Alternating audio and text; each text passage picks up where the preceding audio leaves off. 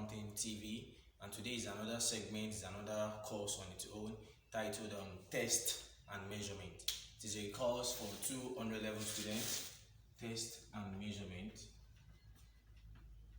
And today we are going to look into some concept today. Being the first episode, we would like to define some terms, some terminologies under this particular course. And firstly, what we want to look at today is just the concept of test, measurement,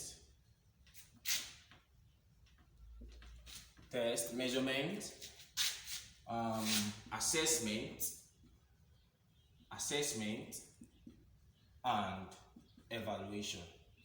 Now, what is the purpose of this course?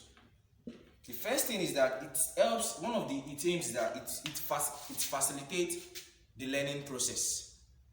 Without you knowing the knowledge of testing, measurement, assessment, and evaluation, we can say that the teaching process is not complete.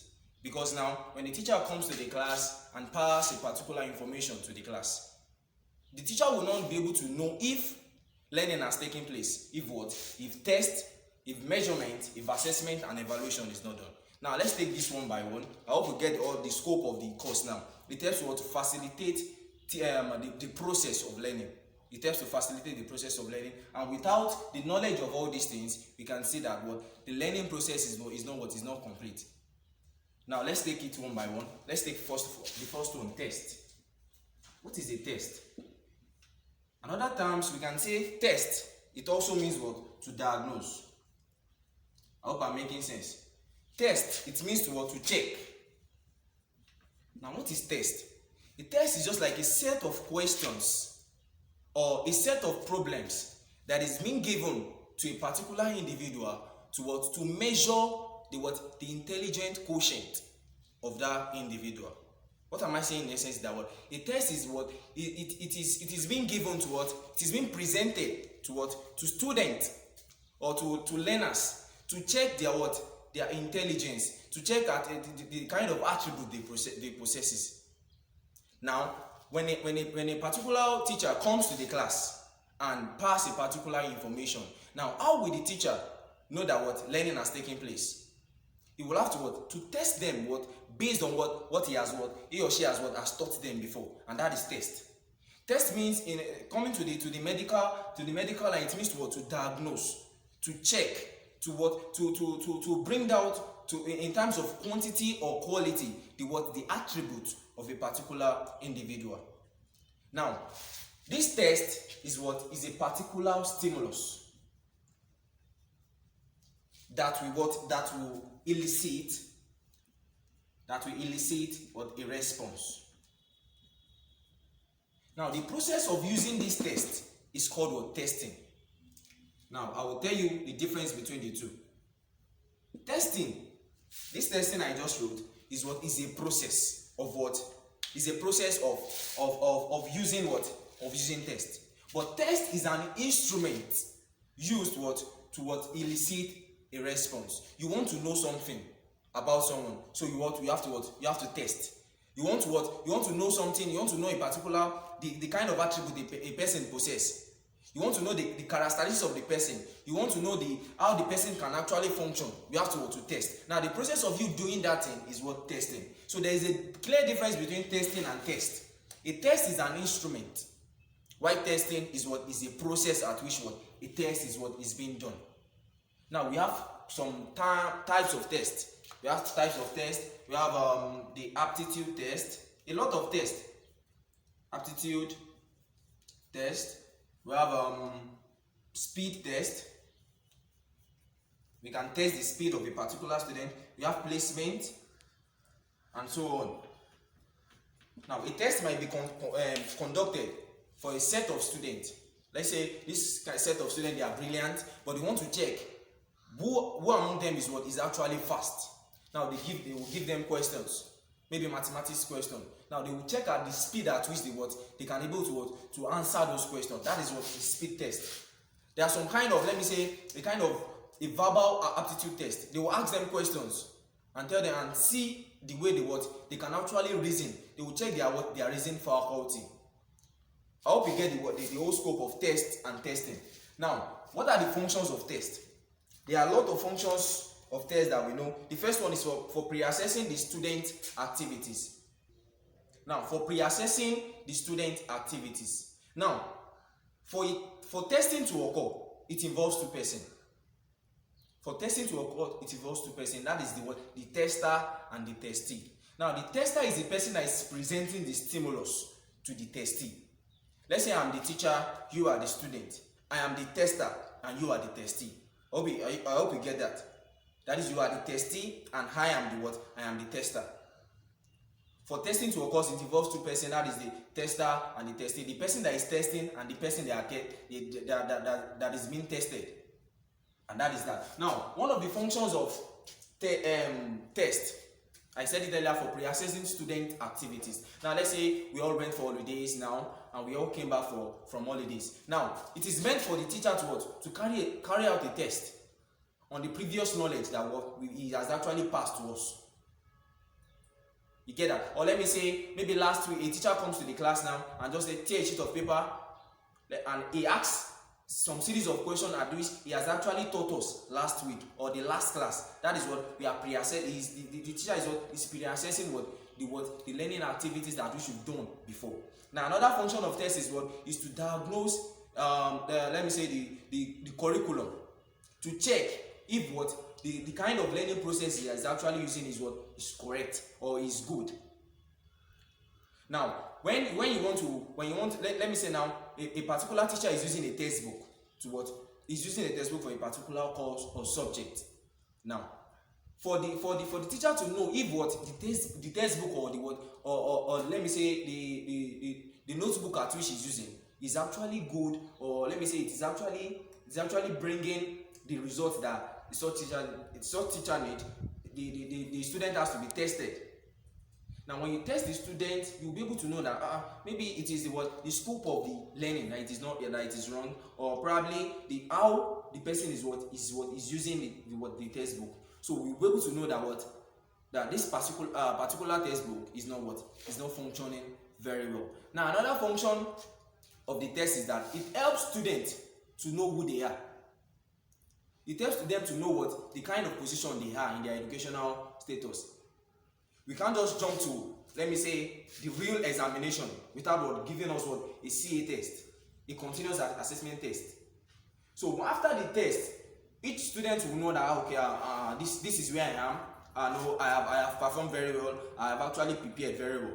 You get that? So another function of the test is is for diagnosing learning difficulties. Now, for you to know that you are actually facing a difficulties, a problem in a particular course, you have to be tested.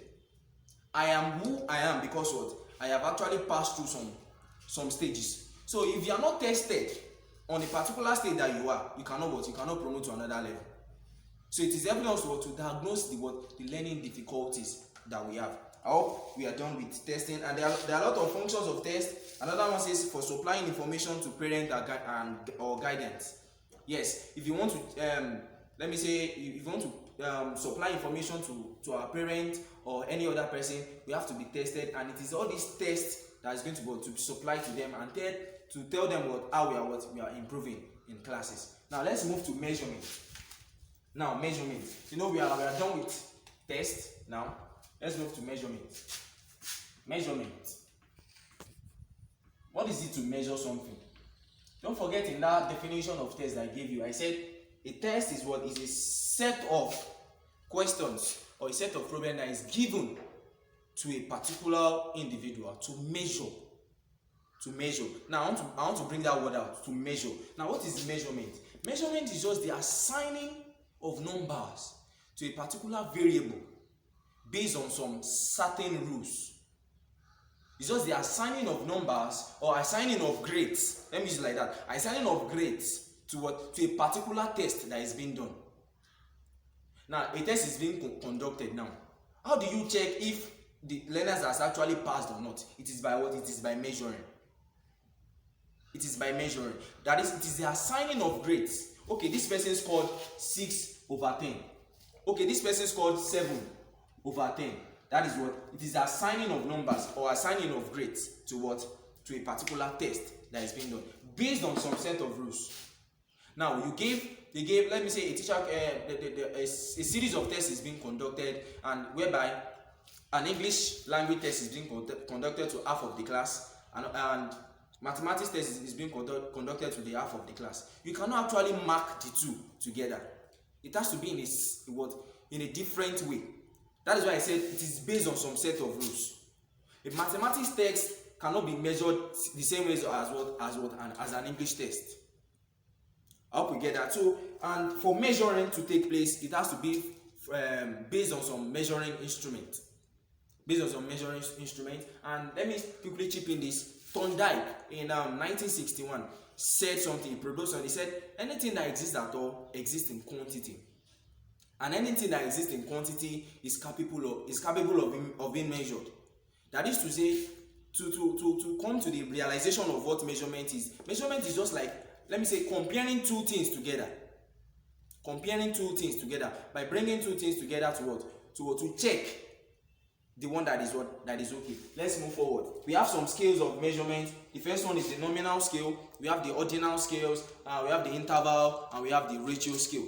But now, what is the nominal scale? Nominal scale is used to describe rather than to indicate. Now, these are the scales of measurement. We have the nominal. We have the ordinal. We have the interval. I want to be very fast as possible, and we have the ratio scale.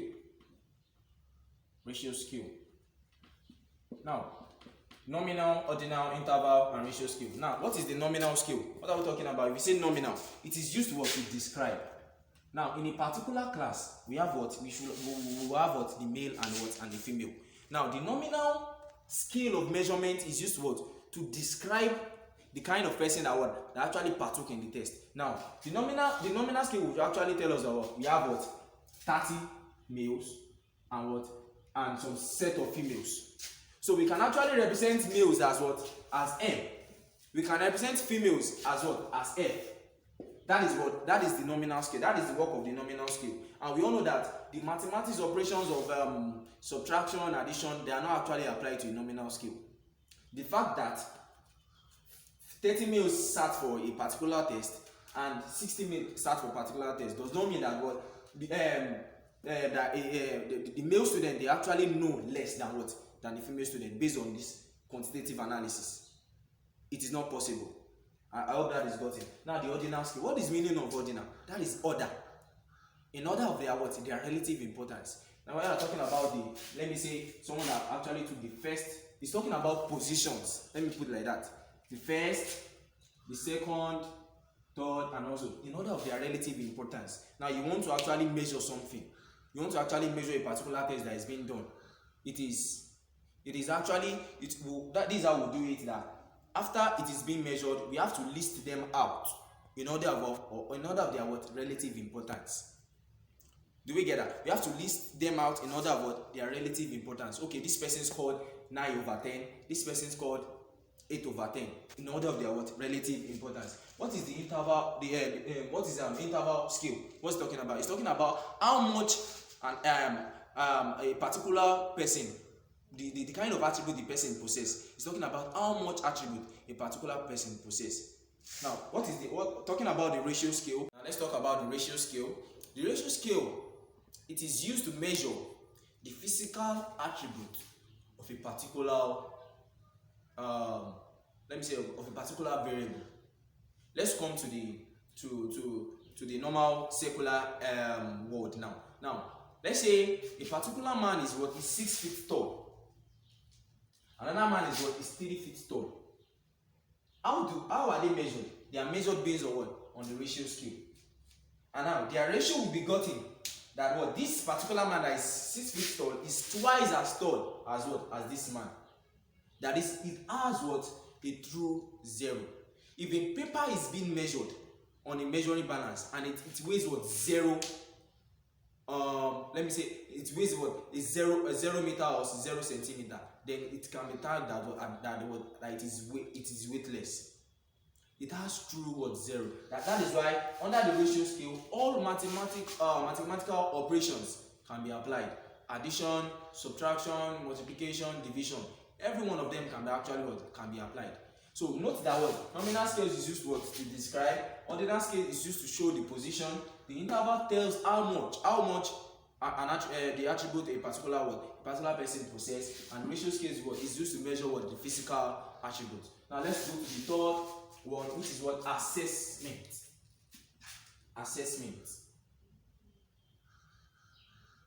Assessment. What is assessment? What is it to assess something? I can use the word investigation. What's assessment? Assessment just means is the process by which a particular individual is investigated, or let me say we investigate the status of a particular individual based on some certain rules. That is, assessment is the interpretation of the quantification measures or the quantificated characteristics of a particular individual. Now, when you want to assess, let's say a teacher wants to assess a student. Now, after a test is being done and measurement has been taking place, let's take for instance, maybe it is the best students in the class, and now we all know that best students in the class will do well in the class. Now, if the teacher wants to assess that particular student, let's say the student needs to score at least the lowest score the person has scored is let me say 8/10, and the person has scored 6/10. Now, the process at which the teacher starts to assess that what could have been the problem. Is it the time frame? Is it the, let me say, the curriculum? Is it the learning process that has actually affected the student? That is what we call assessment. That is, it is not enough for us it's not enough for teachers to just dish out informations. It is enough for us to assess each student in class, to check out what is this person facing, and what is that thing that this person is facing that has actually caused this particular student to drop in his or her educational processes. So that is assessment, investigating the status of a particular individual. So I think we've been able to cover what assessment means. Let's go to evaluation. And before I proceed, let me quickly chip in this. All these tests, measurement, assessment, and evaluation. Test is the first one.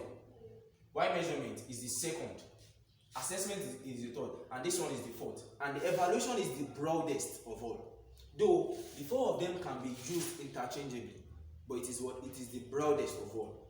Evaluation is the broadest of all. Now, what is evaluation?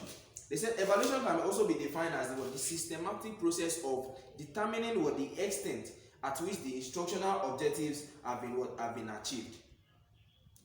I told us in measurement that measurement is just measuring the quantity, but in evaluation we are measuring both the quantity and the quality. Evaluation is just a step away from assessing. In assessment, you assess a student based on let me say, on a particular course, on a particular subject. But evaluation is talking about everything, based on the speed, based on the placement, based on the quantitative reasoning and everything. That is what the evaluation is talking about. It is the broadest of all. That is, they said evaluation can be defined as as the systematic process of determining the extent at which the instructional objectives has been achieved. That is, it is not based on the quantity alone. It is based on the quantity and the quality. Now, let's talk about there are some process that by which evaluation takes place. I tag it as D, P, P, D. What is D? It's just the data gathering. Data gathering. P here is providing information. Providing information. This one is the next piece, processing and analyzing information. And the last D is what? Is decision making. Now we can't say that you've actually evaluate a particular person without you passing through all this process. You can't say you've actually what? Go through the process of evaluation without you actually gone through this process I've just listed. Now the first one, data gathering. Before you evaluate something, you have to what? Gather the data of the particular person. Okay, the status. Okay, this person is a male or female. Okay, this person has a single mother and everything. Now, providing information, you get what information about the particular student, how the person has actually been behaving, how the person has actually been functioning in class. Now, the P, you process and analyze this information. If it is true or not. Then the last one, you make decision on what you've actually gathered. And that is when the evaluation has been completed. By the time we move further, we will discuss evaluation on its own. But now, let's talk about why do we evaluate learners? Why do we evaluate learners? The first one is to check if the school system is effective. To check if the school system is effective. Another one is what? To help teachers to check how effective their teaching model is. It will help to check teachers too. Maybe their teaching objectives are actually good. Another one is what? For education and research purposes. And the last one is what? To encourage good study habits. If you are kind of person that you evaluate yourself on daily basis, you will know that maybe you are actually doing well in your academics or not. I hope we've covered a lot today on this particular episode, explaining the concept of test, measurement, assessment, and evaluation. So what I just need from you is just to drop your comment and your suggestions about this course on how we can improve. And please don't forget to like and subscribe to this channel. And this is Fountain TV.